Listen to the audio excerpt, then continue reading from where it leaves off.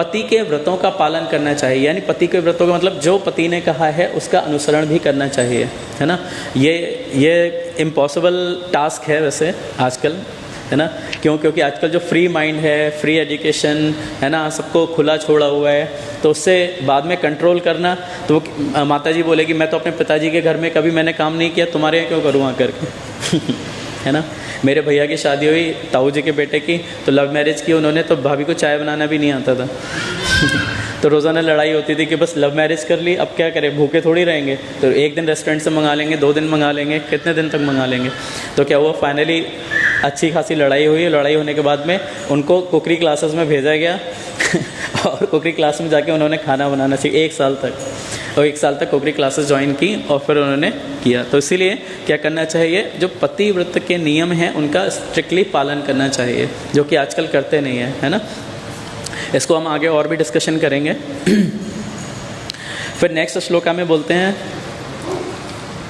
पतिव्रता साध्वी स्त्री को चाहिए कि आपको अच्छे अच्छे वस्त्रों से सजाए तथा पति की प्रसन्नता के लिए स्वर्ण से अलंकृत हो, है ना। तो ये डिमांड तो रहती है माताओं की, है ना। इसलिए जो है, जो डिमांड फुलफ़िल कर सकते हैं वो शादी कर सकते हैं, अच्छे ज्वेलरी दे सकते हैं, है ना, जो वस्त्र दे सकते हैं, माताओं को श्रृंगार, ये सारा, और करना भी चाहिए। क्योंकि भगवान ने उनकी प्रकृति ऐसी बनाई है कि उनको जो है सारी वो फैसिलिटीज़ चाहिए, वो उनको देना भी चाहिए, और यही यहाँ पर कहा जा रहा है। और साथ साथ क्या करना चाहिए, माताओं को क्या करना चाहिए, माताओं को सुंदर सज संवर करके अपने पति के लिए, भगवान की प्रसन्नता के लिए संवरना चाहिए। साथ ही अपने घर को शुद्ध और स्वच्छ रखना चाहिए, सबसे इम्पॉर्टेंट है, शुद्ध और स्वच्छ रखना चाहिए। कैसे रखना चाहिए, जिससे सारा घर, अपने घर को बुहारें, उसे पानी से धोएं, जिससे घर शुद्ध तथा स्वच्छ रहे। तो अपने घर को क्या करने, खाली ये नहीं झाड़ू लगा दिया, हफ्ते में 1 बार झाड़ू लगा रहे हैं, है ना। तो जो आजकल जो जॉब करती हैं माताएं, वो क्या करती हैं, काम वाली रख लेती हैं, नहीं तो क्या करती है, संडे को छुट्टी होती है तब वो सफाई करते हैं, घर में कपड़ों का ढेर पड़ा रहता है, गंदगी पड़ी रहती है। तो ऐसा बिल्कुल भी नहीं होना चाहिए। और गृहस्थी की सारी सामग्री एकत्र करना चाहिए। तो गृहस्थ का जो भी है, राशन, वस्त्र, घर में जो लोग रहते हैं उन सबको सारी फैसिलिटीज़ प्रोवाइड करना, ये माताओं का कर्तव्य है। और फिर क्या करना चाहिए, अपने घर को अगरू तथा पुष्पों से सुगंधित रखना चाहिए, है ना। तो हम तो क्या करते हैं, मंदिर में अगरबत्ती जलाते हैं, दिन में 4-5 बार जब भी भगवान की आरती होती है, तो मंदिर के टेम्पल हॉल आप देखिए पूरा सुगंधित रहता है ना। लेकिन घर में कभी कभी किसी के घर में जाते हैं तो वो घर में घुसते ही लगता है क्या है यहाँ पर। कभी धुलाई भी होती है कि कुछ करते हैं तो पूछते हैं, प्रभु जी क्या कभी अगर घर में अगरबत्ती जलाते हो क्या आप, तो क्या हाँ रोज़ जलाते हैं, लेकिन क्योंकि शुद्धि नहीं है तो इसलिए घर में क्या है, अशुद्धि फैली रहती है, नेगेटिव एनवायरनमेंट रहता है। तो इसलिए घर में हमेशा क्या करना चाहिए, घर की साफ़ सफाई, झाड़ू पोछा, सारा दीवारें साफ़ करके, जाले साफ़ करके, है ना। हमें क्या करना चाहिए, कम से कम दिन में 3 बार भगवान को अगरबत्ती जलानी चाहिए, है ना। नहीं तो आजकल रूम फ्रेशनर आ रहे हैं, है ना, ये सारा। पहले लोग क्या करते थे, गूगल का धुआं करते थे, है ना। गांव में आज भी आप जाएंगे, उपले जला के गूगल या कुछ नीम के पत्ते या इस तरह से जलाए जाते हैं, जिससे क्या होता है, वहाँ पर जो ये सारे बैड स्मेल होती हैं ये वहाँ पर नहीं आती हैं। फिर साध्वी स्त्री को विनीत तथा सत्यनिष्ठ रहकर अपनी इंद्रियों पर संयम रखकर मधुर वचन बोलकर काल तथा परिस्थिति के अनुसार अपने पति की प्रेमपूर्ण सेवा में लगना चाहिए। तो यहाँ सबसे इम्पोर्टेंट है मधुर वचन है ना। ये मधुर वचन निकलते ही नहीं है आजकल, है ना। हमेशा कुछ भी ऐसी बात कही जाएगी, है ना। कई बार देखते हैं हम फैमिलीज़ में टोन कसते हैं, है ना। आपस में बात भी करेंगे तो ऐसे बात करेंगे जैसे एक दूसरे पे टोन कसते हैं। तो इसलिए कभी भी ऐसा व्यवहार नहीं करना चाहिए। उससे क्या होता है कि हम अपना ही नेचर ख़राब करते हैं। दूसरे का तो क्या होगा, उसका जो नेचर है वो होगा, लेकिन हम अपना नेचर ख़राब करते हैं। वो आपका डेली रूटीन बन जाएगा, आपकी वॉइस वैसी ही हो जाएगी और आप लोगों के साथ वैसा ही व्यवहार करना शुरू कर देंगे। तो इसलिए हमें क्या करना चाहिए, कभी भी हमेशा बहुत हर किसी से हरे कृष्णा प्रभु जी आपने प्रसाद पाया, है ना, आइए हमारे घर आइए, इस तरह से उनका अच्छे से स्वागत करना चाहिए। और समय काल परिस्थिति के अनुसार पति की प्रेमपूर्ण सेवा करनी चाहिए। तो जैसा भी समय है, काल है, परिस्थिति है, घर का जैसा भी एनवायरनमेंट है, कम है तो उसमें खुश रहना चाहिए, अधिक है तो उसमें, है ना। और गृहस्थों को मिलकर सबसे ज़्यादा इंपॉर्टेंट क्या है, क्या करना चाहिए, भगवान की सेवा करनी चाहिए, भगवान के नाम का प्रचार करना चाहिए। अन्यथा वो केवल एक इंद्रिय तृप्ति रह जाएगी, है ना। तो इसलिए खाली इंद्रिय तृप्ति नहीं करनी चाहिए। और नेक्स्ट श्लोक में बोलते हैं, स्त्री को लालची नहीं होना चाहिए, अब तो उसे सभी परिस्थितियों में संतुष्ट रहना चाहिए, है ना।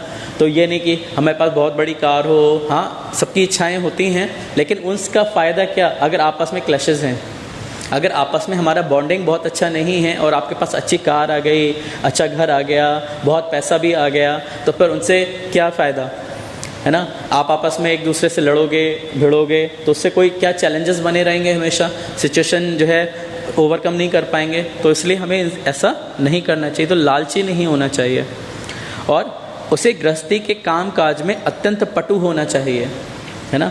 तो आजकल जो मॉडर्न एजुकेशन है उसमें बहुत सारी माताएं पढ़ाई करती हैं, पढ़ाई करके जॉब करती हैं, लेकिन क्या होता है, जैसे मैंने एग्जांपल दिया कि खाना बनाना नहीं आता या घर की साफ़ सफाई नहीं आती, तो उसके लिए क्या है अलग अलग काम वाली रखते हैं। हम घरों में देखते हैं कई लोगों के तो 4-4 5-5 काम वालियाँ आती हैं सुबह को सफाई करने कोई और आएगा, खाना बनाने कोई और आएगा, कपड़े धोने कोई और आएगा, है ना, रूम साफ़ करने कोई और आएगा, तो अलग अलग रखते हैं। तो इतना पैसा खर्च करने का टाइम है, लेकिन अपने हाथ से वो सेवा करने का टाइम नहीं है। इसीलिए जो सेवा वाला फैक्टर है, जो हम भगवान की सेवा करते हैं, मंदिर में रहकर आश्रम में रहकर भगवान की सेवा करते हैं, ये बहुत इंपॉर्टेंट है।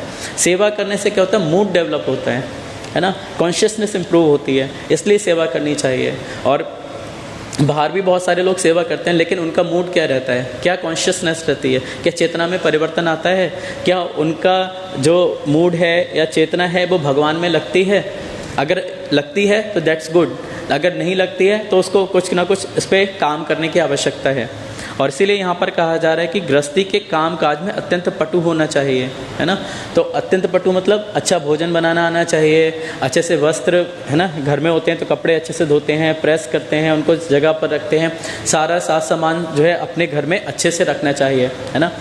अभी तो क्या है, मॉडर्न घर हैं, प्रेस है, सारा सब कुछ है, लेकिन आप गाँव में जाइए है ना, क्योंकि घरों के शहर में रह के तो हमें बहुत सारे एग्जाम्पल मिल जाते हैं, लेकिन जब आप गांव में जाएंगे जहाँ पे ठेठ गांव होते हैं, कच्ची मिट्टी के घर हैं, छप्पर वाले घर हैं, वहाँ पर भी हम देखते हैं कि रोज़ाना माताएं अपने घरों को लीपती हैं, है ना, गोबर लेती हैं, सुबह सुबह अपने घर की पूरी लिपाई करती हैं, है ना। हमारे गांव में तो घर पे ऐसा ही होता था, जो गांव में घर है वहाँ पर रोज़ाना सुबह में उठ करके धुलाई सफाई होने के बाद में सब खाना वाना जब बन जाता पूरे घर की लिपाई होती थी, और उसके बाद में रंगोली बनाते थे, आटे से चावल से ऐसे रंगोली बनाते थे, ये रेगुलर होता था, है ना। ये तो अभी जब शास्त्र पढ़ते हैं तब मैं रियलाइज़ करता हूँ इन चीज़ों को कि कैसे करके हम बस जाते थे उस टाइम पे तो देखते थे, लेकिन अभी क्या ये रेगुलर चीज़ें होती हैं। और उसके बाद में घर जो भी आता था भिक्षा मांगने, उसको रोटी चावल दाल अनाज ज़रूर दिया जाता था। अभी तो क्या हम चलो चलो आगे चलो है ना, कुछ उसको समझते नहीं है, लेकिन कभी भी कोई शायद ही कोई घर से भूखा गया हो, ऐसा जो है गृहस्थ आश्रम में ज़रूर करना चाहिए। फिर गृहस्थी के कामकाज में पटु होना चाहिए और आध्यात्मिक धार्मिक नियमों से पूर्णतः अवगत होना चाहिए, है ना। तो कब व्रत है, उपवास है, शास्त्रों को पढ़ना है, इन सब का, क्योंकि पति तो बेचारा काम करता है ना, उसे आधे टाइम ध्यान ही नहीं रहेगा, थका हारा होगा, तो आपको क्या करना पड़ेगा, रिमाइंड कराना पड़ेगा, तीर्थ पे जाना है, दान देना है ना, साधुओं को वैष्णवों को अपने घर आमंत्रित करना है, इसके लिए रिमाइंड कराना पड़ेगा उनको, है ना, तो बताना पड़ेगा। और सत्य भाषणी तथा मधुर भाषणी होना चाहिए, है ना। तो सत्य भाषणी मतलब जो सत्य बोलते हैं, तो सत्य बोलने वाला होना चाहिए। ऐसी स्त्री को क्या होना चाहिए, सत्य बोलना, कभी भी झूठ नहीं बोलना चाहिए, है ना। कभी कभी क्या होता है, हम चीज़ें छुपाने के लिए झूठ बोलते हैं, और एक झूठ को छुपाने के लिए उसके ऊपर और झूठ बोलते हैं, फिर उसको छुपाने के लिए और झूठ बोलते हैं। तो बेटर ये है कि एक बार हम सत्य बोल दें, वो ज़्यादा अच्छा है। क्यों, थोड़ा ख़राब लगेगा, बुरा लगेगा, लेकिन सत्य बोलना ज़्यादा सही है, सीधा स्ट्रिक्टली बोल दीजिए, है ना। तो इसलिए कभी भी बातों को छुपाना नहीं चाहिए। उसे अत्यंत सतर्क तथा सदैव शुद्ध एवं पवित्र रहना चाहिए, है ना।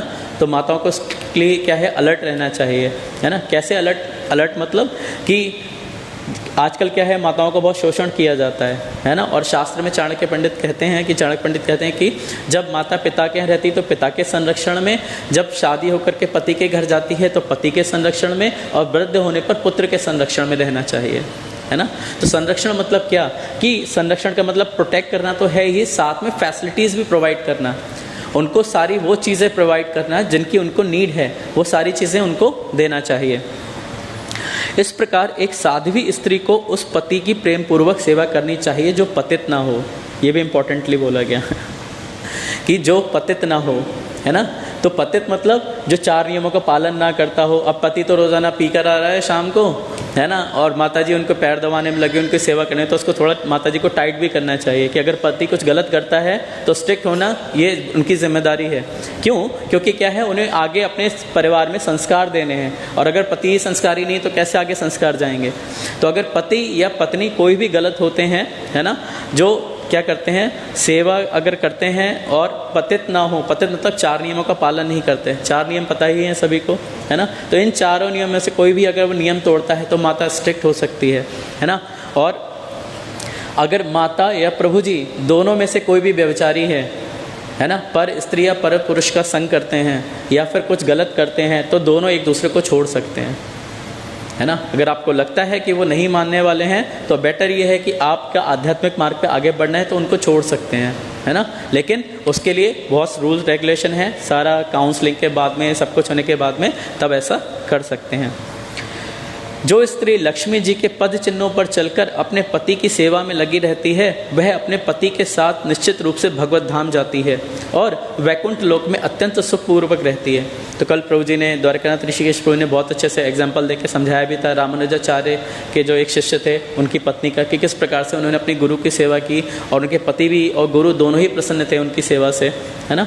तो इस प्रकार से जो लक्ष्मी जी के पद चिन्हों पर, लक्ष्मी जी के पद चिन्हों पर मतलब क्या, सज धज के बैठना नहीं है लक्ष्मी जी के पद चिन्हों का मतलब यह है कि सेवा भी करनी है। तो लक्ष्मी कैसे सेवा करती हैं नारायण की, भगवान के चरणों को दबाती हैं, है ना। हम गाते हैं ना ब्रह्म संहिता में, लक्ष्मी सहस्त्रेषु सद संभ्रम सैव्यमानम गोविंदम आदि पुरुषम तम हम भजामि, कि हजारों लक्ष्मियाँ क्या करती हैं, आपकी सेवा के लिए तत्पर हैं, है ना। हमेशा चाहती हैं कि कुछ भगवान सेवा दें या मुझे कुछ सेवा करते हुए देखें, है ना, इस प्रकार से। तो इस प्रकार से क्या है, हमेशा पति को प्रसन्न करने के लिए सेवा करनी चाहिए। और अगर वो ऐसा करेंगे, जो हमने ये डिस्कशन किया, तो वो पत्नी क्या है, निश्चित रूप से भगवान के धाम जाएंगी, है ना, पति और पत्नी दोनों। तो जो 7 जन्मों का बंधन है वो वास्तविकता में भगवान के धाम जाने पर भी वह बंधन बना रहेगा। बंधन मतलब आपस में जो रिलेशन है वो अच्छा रहेगा। एज ए वैष्णव जब हम एक दूसरे को ट्रीट करेंगे, जब तक पति पत्नी ट्रीट करते रहेंगे तब तक नहीं होगा। जब तक हम ये नहीं समझेंगे कि पति भी वैष्णव है, पत्नी भी वैष्णव है, बच्चे भी वैष्णव हैं, और उनके साथ क्या करना चाहिए, वैष्णव डीलिंग करनी चाहिए। जो हम वैष्णव सदाचार सीखते हैं ये उनके साथ भी करना चाहिए, तब हम इस बात को अच्छे से समझ पाएंगे और तब हम क्या करेंगे, उनको बहुत अच्छे से ट्रीट करेंगे। अदरवाइज़ क्या करेंगे, ये तो पति है ना, ये तो बेचारा वैसे ही मारा हुआ है, या पत्नी है, पत्नी को दबाने का प्रयास करेगा पति, या अपने बच्चों को दबाने का प्रयास करेंगे, है ना, उनके ऊपर अपनी जो रिस्पॉन्सिबिलिटीज़ हैं उनके ऊपर थोपने का प्रयास करेंगे, है ना। तो ऐसा नहीं होना चाहिए, ये बिल्कुल गलत है। इसी की वजह से क्या होता है, फैमिलीज़ में जो है डिस्प्यूट्स होते हैं, आपस में कॉन्फ्लिक्ट्स रहते हैं और जो है क्लैशेस रहते हैं। तो इस सब से ओवरकम करने के लिए हमें क्या करना चाहिए, पहले तो हमें ये समझना चाहिए कि जो फैमिली है वो वैष्णव है, एक परिवार है, ये क्या है, एक परिवार भगवान की सेवा के लिए है। और जब हम सबको भक्त ट्रीट करेंगे तो किसी से द्वेष नहीं करेंगे, किसी से ईर्ष्या नहीं करेंगे। हरे कृष्णा कृष्ण कृष्ण हरे हरे हरे राम